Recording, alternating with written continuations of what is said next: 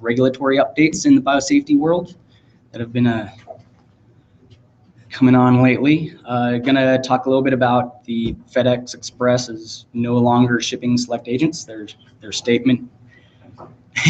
Yeah, haven't heard that come up in the ABSA world at all.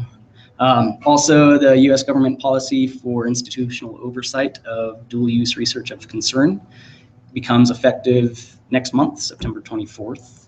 And then we're going to talk just a little bit about University of Colorado Denver's recent DOT inspection, just a surprise inspection that caught us by surprise. And so I'm sure, especially if your entity uses select agents, you got an email from the CDC or USDA saying that they got a letter from FedEx Express saying that they are no longer accepting select agents for shipping. And that was on July 17th. And sounds like there was also a USA Today article from Allison Young that went out that quoted a couple of folks from FedEx Express saying that this is mostly in response to the anthrax shipments that occurred from the Army labs in Utah that were supposed to be inactivated, but were found not to be inactivated, which is kind of strange because they probably weren't shipped as regulated select agents. So if you watch the ABSA listserv, there's a string of emails that came through about like, okay, now that FedEx Express isn't shipping select agents, what are our other options? And so one of them that is confirmed was that World Couriers, and so I've always used FedEx Express to ship our biological materials. I haven't had any experience with these other ones. And so if anyone else does, Heather. So from what I've heard recently, UPS does not have a permit yet. Yep. And so they can't as of yet. Yeah, so I've been calling all these places, and so I'll talk a little bit about what I've found. I can go into it. And so so World Couriers is supposed to be able to ship select agents, and it's going to be at a little bit more of a cost and a more rigorous paperwork to deal with, apparently.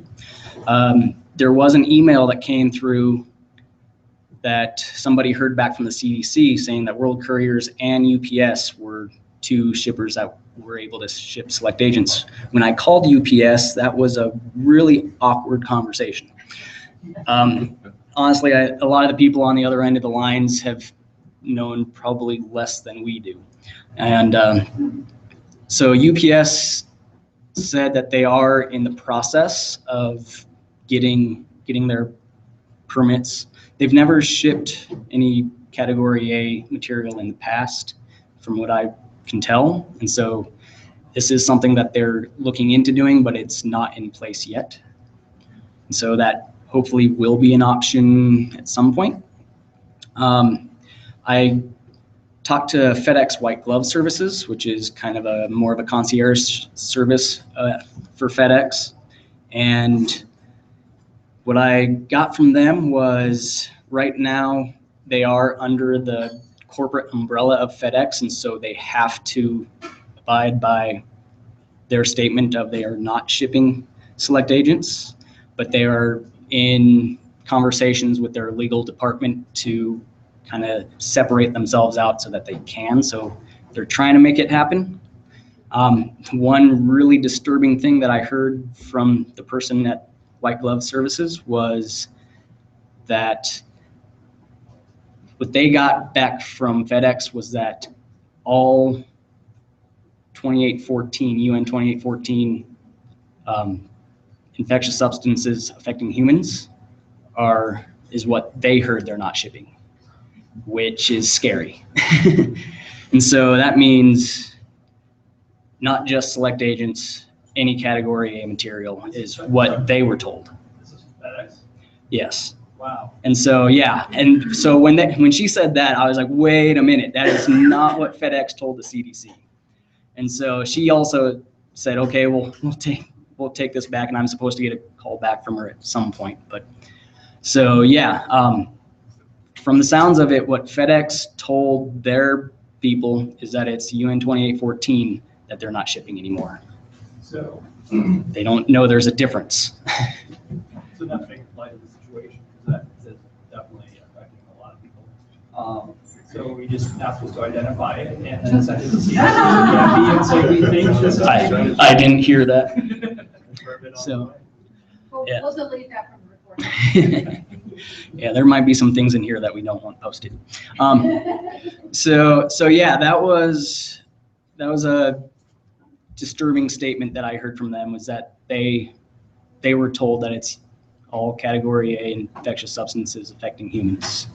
And so hopefully, like, it sounded like she was going to go back and like get confirmation on what that is, but that's gonna cause a lot of problems. Is this something that they're going to do, or they claim that they've already stopped? So they, as of July 17th, and that FedEx letter went to the CDC, that was apparently the time that. I believe I shipped a Cat A via FedEx last week. Okay, that was something I was going to ask, is if anybody's tried shipping other Category A material. It wasn't a select agent. Yeah. So I just mainly. So that's promising then. So so far, I have not received any notification from FedEx, because that's our main shipper, for when I send out a Cat A. Okay. Obviously, the Cat B just never really a problem, but the Cat A, I've not had a problem sending anything to California. California and Michigan. Well, that's good news. But it's also, it does seem like this is really early, and so it might be something that they're still divvying out the information to their places, and hopefully it doesn't go to where it is all Cat A. But yeah, so Does UPS do Cat A now? No. So from what I can tell, and I never used them in the past, but they never shipped any Division 6.2 materials. Okay. And so they are now looking into it though, but it's not in place. And so yeah, for the FedEx white glove services, from what I was told, they're not shipping any UN 2814 materials, but they are working on getting clear of the FedEx umbrella to do it. So we'll see. And then if you guys saw this week, an email came through the listserv from the Cryo guys.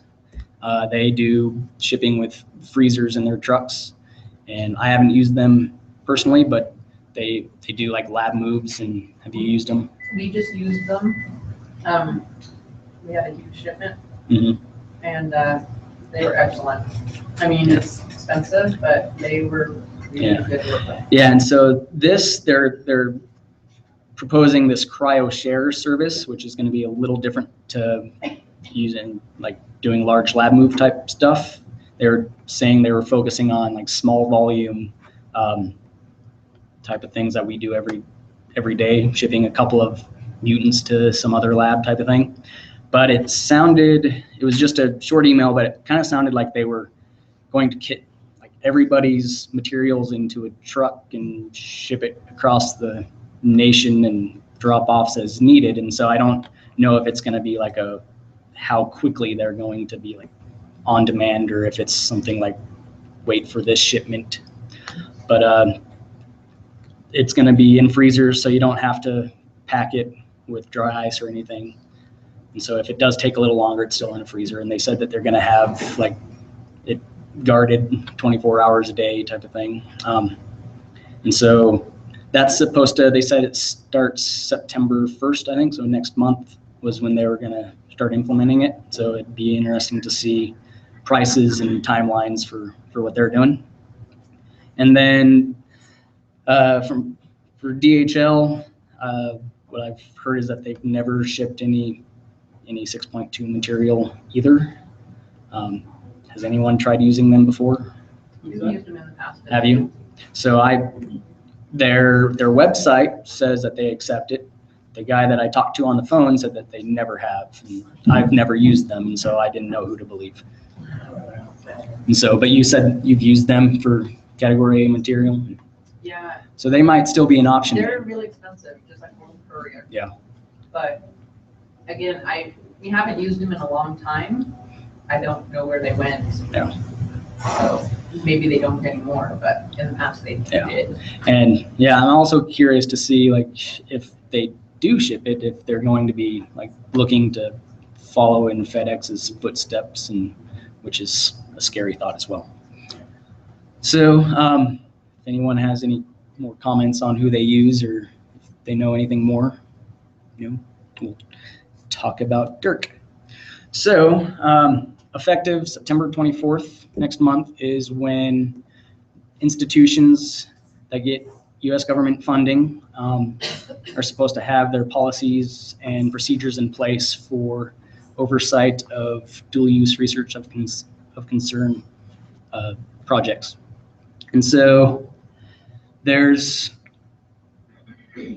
from the website, it seems like it's only entities that have these agents. So there's 15 agents in toxins. It's pretty much your tier 1 agents plus the reconstructed 1918 influenza and high-pathogen avian influenza.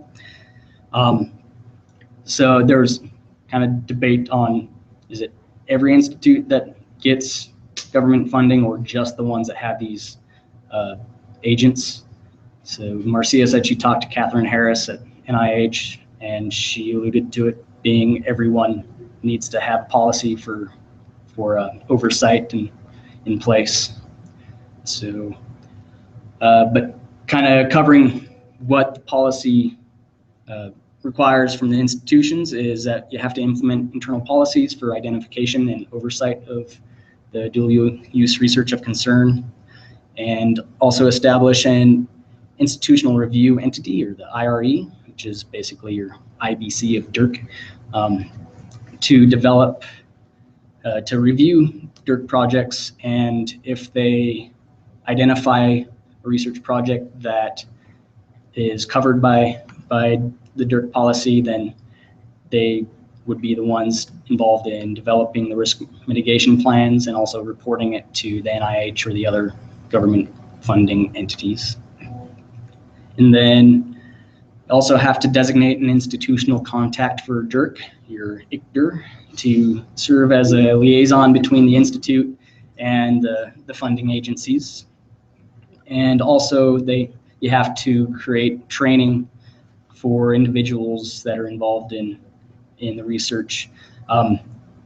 So I think it's going to probably come down to trying to train all of the PIs involved to know that this is something that we have to look out for. And then, so kind of Marcia has been the one really spearheading it on our campus. She's working with our Office of Research Compliance, who's going to own it, but Marcia has been doing all the work. And so Marcia's put together policies, and so written documentation on what our plans are and flow chart of how things are going to happen.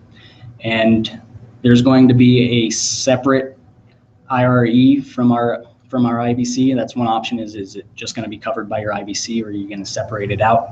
And so it's going to be a separate IRE. You have to have at least 5 individuals. So there's going to be 2 or 3 microbiologists on it. Marcia is a biosafety officer. There's going to be an individual from the Office of Research Compliance or Regulatory Compliance, and also looking into somebody from the legal office as well. And they're going to meet quarterly, basically after the IBC, because a few of the members are on the IBC. And so it'll be just a quarterly meeting or as needed. And really, we only have a handful of PIs that are going to be covered. And so there won't be a whole lot of work that we have to do for review processes. Our vice president of or Vice Chancellor of Research is going to be the director. So somebody high up in the institution to take the fall. And that's what he gets paid the big bucks for. And then we do have, Marcia's put together PowerPoint training on kind of the issues around dual use research, and that'll get rolled out to all of the PIs as well. Anyone else with comments on what they're doing or questions? Yeah, Madeline? Do we register with someone, you know, like with the IBC, the Biosafety Committee, we register with the NIH? No, and quite frankly, I don't think the NIH is going to be on anybody's doorstep on September 25th to see what you've got. But if something were to happen and have this in place, you know, then you could get something. Yeah, so you are supposed to, if you find a project that is covered by DIRT policy, you have like 30 days to report to the funding agency. So not necessarily NIH, which most of us are going to be dealing with NIH, but if it's some other government funding agency, you report to them as well. And if it's not NIH funded or federally funded, then the NIH serves as your point of contact to notify. So, you know, whatever. The other thing is, so a lot of things, people may be working with Botox, with exempt quantities. Mm-hmm. That does not exempt you in this policy.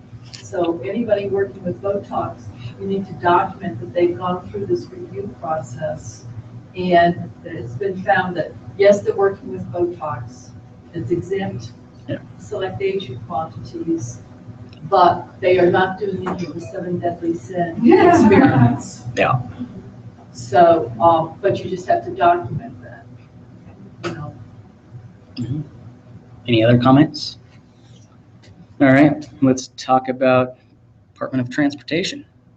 So June 23rd, I have an office across the hall from our director, and I hear these 2 people escorted in by one of our administrators, and they're like, "We're so-and-so from Department of Transportation," and the door closes. I run down the hall, basically screaming, "We're getting audited!" And so it was an unannounced inspection. They covered select agent program, hazardous materials program, and regulated medical waste program. The way they indicated that it was initiated was they had a list from the CDC of everyone who has shipped a select agent in the past 3 years. And they were going through that list, which really bothered me was we don't ship select agents very often. Our last one was to you guys like 3 years and 4 months ago. And she looked at that and it's like, "So this is the only one?" And it's like, "Yeah." "Oh, it's not even covered under the 3 year. We don't have to review this." It's like, we don't need to be here, but we're still going to look at your program. And so luckily we still looked at the one shipment that we did years back, and we luckily had all the paperwork in place and everything went smooth. So we even had one of the boxes that we purchased in this brand new box saying that, yes, this is what we used, because she did indicate that while you can reuse boxes, that any sort of defect is bad. So if you peel the old tape off and there's a little bit of paper that comes off of the cardboard, that's bad because now it's not water resistant. And so she had a very strict rule on what you can reuse as far as boxes. But that went fine. One comment from our director, although it was that this was the most far-reaching and contentious inspection that he's ever had in his time as the director. They came in like looking to write fines and got really detailed into what kind of training we're doing, and also a lot of kind of the security around the shipments and the programs. So some of the highlights was that the training of employees for we have a good shipping biological materials training online that we have any employee take if they're involved in shipping or receiving biological materials. Same as our employees, PIs, don't do any chemical shipping really. That's done by our hazardous materials group. And they get all their shipping training. And so as far as EHS was concerned, we had good training on that. The one thing that they honed in on was our regulated medical waste program, which we have them take our shipping training as well. We have a couple of medical waste technicians that pick up our MSDI tubs from the labs and put them in on the loading dock and sign off on the manifest when MSDI comes in to pick up our waste. And so they take our shipping training as well. There's some other folks from like the vivarium who works with Office of Laboratory Animal Research who make sure that they take their training. So we try to make sure everyone involved takes the training. But they looked really closely, and there was some issues that they even looked at kind of what our training was and asked about like, okay, where is your security portion? And we had to say, kind of piece together, like we do multiple trainings for chemical waste, for regulated medical waste, for shipping. And so they were ready to write up a whole bunch of fines, and we had to kind of sit down and piece together, like, this is how we do it. And we got all of the training issues covered.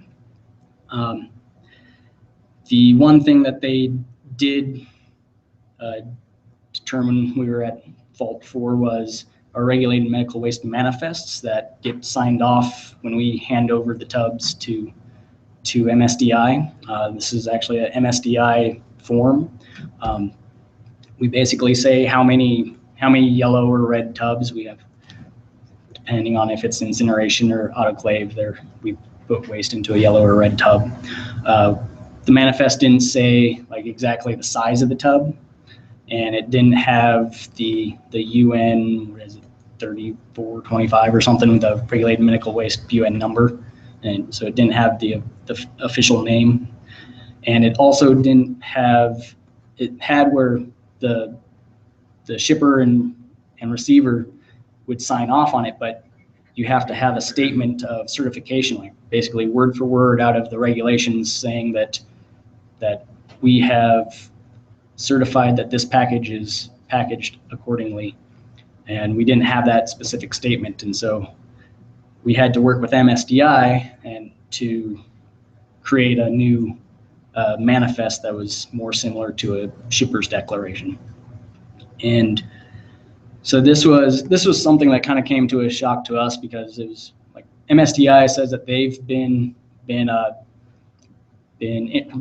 audited by DOT in the past, I think like within the last year even, and this didn't come up in that audit. And so there's questions on, is this new regulations, or are they just enforcing specific regulations that they ignored in the past?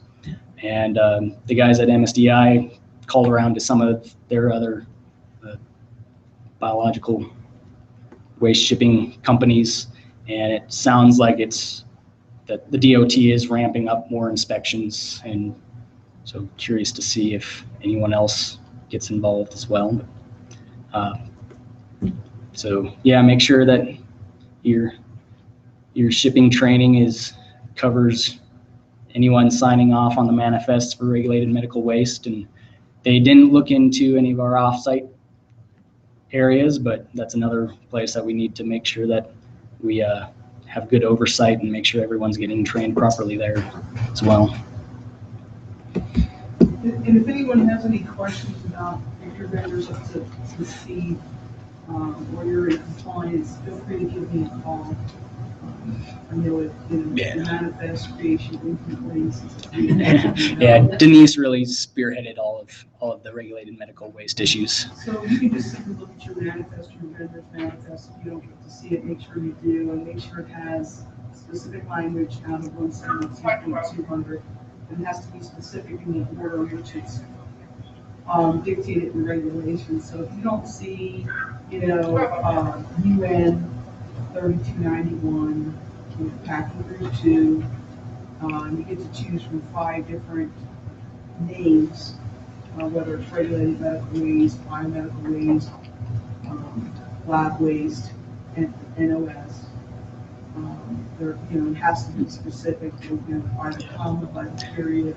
And there was also the emergency 24-hour phone number that had to be on there as well, which we had our contacts for CU Denver and MSDI on there, but not a specific 24-hour one. So we already have a Chemtrek contract, and so we're putting that on there for now. And MSDI is hopefully looking into getting their own Chemtrek contract. And Does anybody currently use MSDI?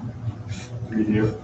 The Department of Public Health lab. Okay, so the manifest is not compliant. So I'll tell you that right now. In fact, their manifest that they use is different from what we were using. We went to a much more robust manifest than the can review.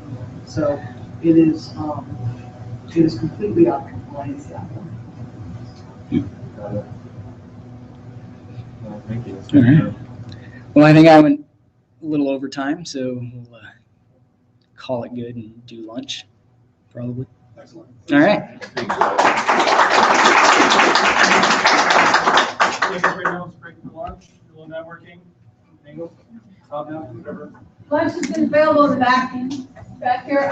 All the produce that's used in this came from our on-campus greenhouse operations. So get serious. We worked extensively with those guys to make sure that we Building on Sky? Yeah, okay.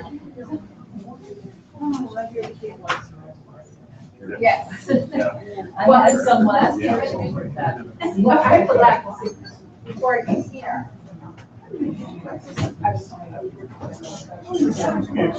Right.